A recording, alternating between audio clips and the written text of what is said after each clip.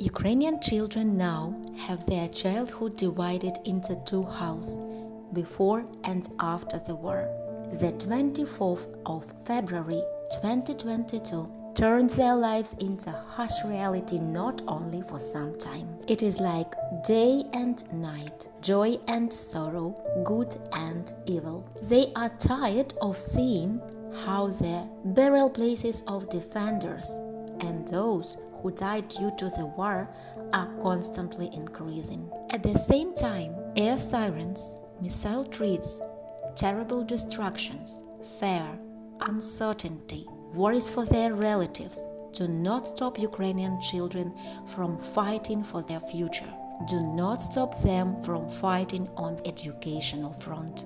Little Ukrainians, like adults, sincerely believe that good will overcome evil. Charity, sacrifice, and help of caring people restore, build, and give them hope.